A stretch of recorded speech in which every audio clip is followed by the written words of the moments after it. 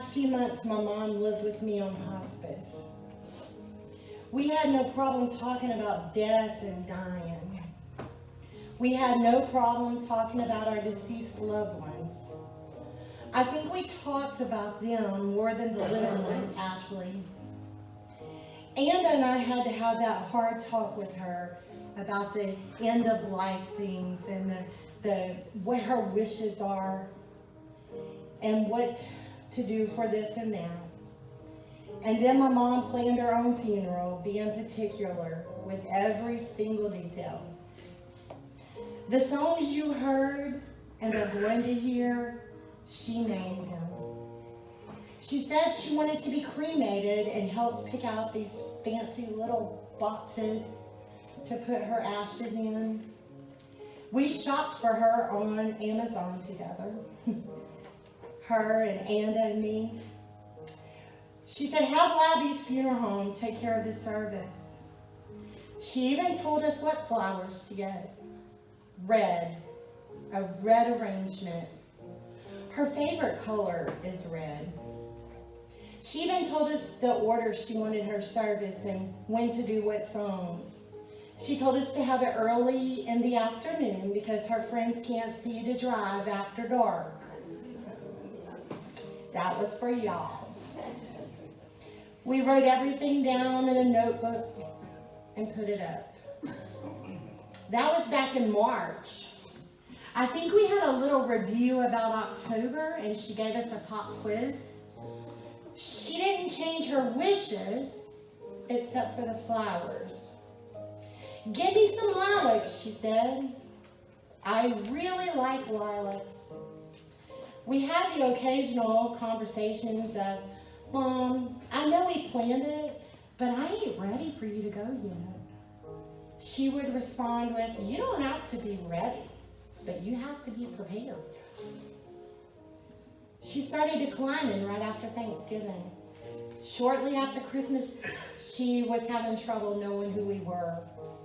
On Friday, January 3rd, Colin called me at work and said, you need to come home. She had passed. Anna got to the house first and she called me. I asked her to wait for me so we can do it together. And she did. I got home. We walked in the house. I said, are you ready to do this?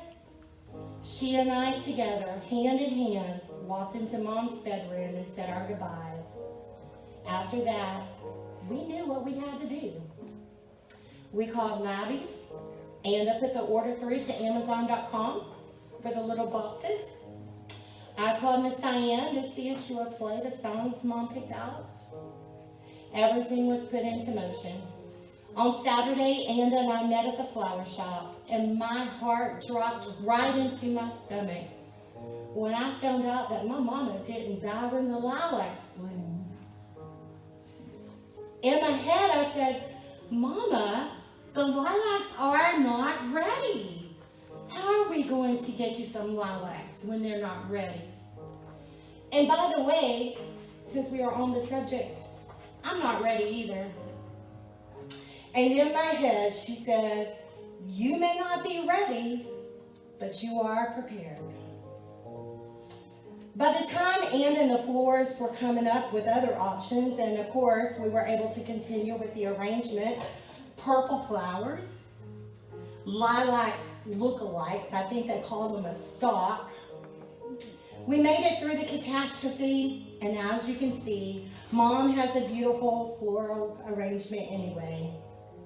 I think she changed it from a red arrangement to lilac, just so that I would remember that I may not be ready, but I am prepared.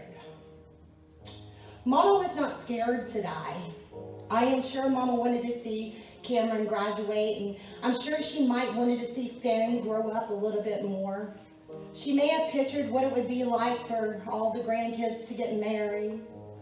I'm sure Mom still had other things that she wanted to do. She wasn't ready to die, but she was prepared. Miss Diana's playing the song Because He Lives on the piano. A lot of us know this song and grew up singing it in church. The first verse presents the gospel of Christ. God sent his son. They call him Jesus. He came to love, heal, and forgive. He lived and died to buy my pardon. An empty grave is there to prove my Savior lives. The song goes on to talk about a newborn baby, and that no matter what is going on in the world, the baby can have a victorious life because the Savior lives. And because he lives, we can all face tomorrow. Because he lives, all fear is gone. Because we know he holds the future. Life is worth the living just because he lives. How can mom face death without being afraid? Because she is prepared. How is she prepared? Because in Romans 8:11 we see that the Spirit of God who raised Jesus from the dead lives in you, lives in us. Because he lives in us, in our hearts, in our lives, we can face tomorrow. Because he lives, all fear is gone. Because we know he holds the future, and life is worth the living just because he lives. And then this happened to Mom at approximately 11 o'clock Friday morning, January 3rd, 2020. And then that day, she crossed the river. She fought life's final war with pain. And then, as death gave way to victory, she saw the light of glory, and she knows he lives. Now, she is living with him in heaven.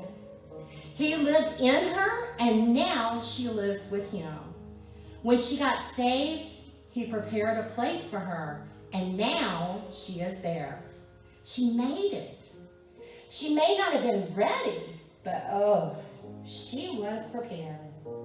And as she sits at the feet of Jesus, she isn't in pain.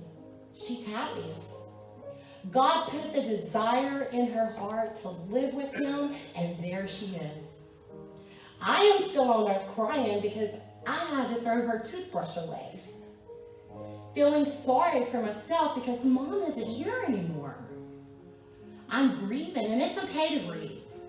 And I know without a doubt that I will miss my mama for the rest of my life.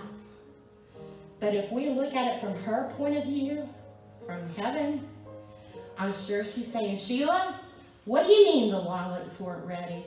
I'm surrounded by lilacs, and they are in full bloom here.